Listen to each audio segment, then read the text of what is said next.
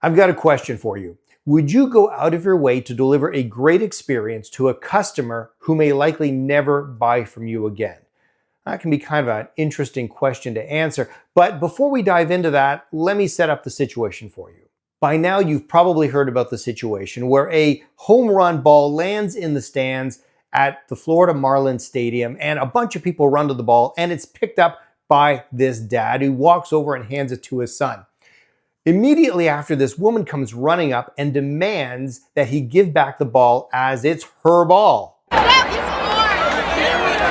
No, you took it from me. You took it from me. So not wanting to get into a conflict with crazy lady, he hands her back the ball with the belief of, hey, if this ball's that important to you, just take it. Now, this is where the story gets really interesting because a few minutes later, a staff member from the Florida Marlins walks over to the family and presents them with a gift bag full of Florida Marlins merchandise. Now, here's the thing. This family is clearly fans of the Philadelphia Phillies, who were the visiting team.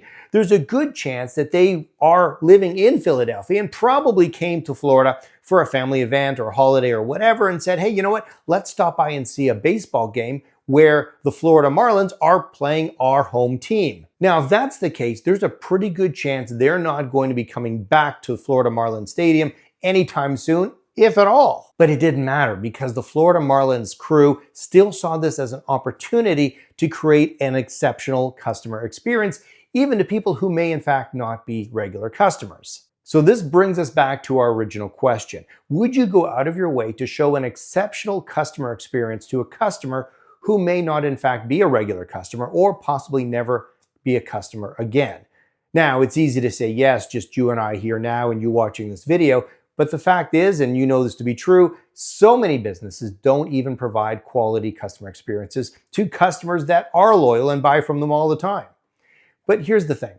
When you show a great experience to a customer, when you deliver something that's really fulfilling, two amazing things start to happen. First off, the customer can share this. Even if they're never going to come back or buy from you again, they don't live in the city or they don't live nearby or for whatever reason, they can share this experience through social media or just one-to-one. You can kind of plant that seed of positivity and have it grow, even though you may not see it.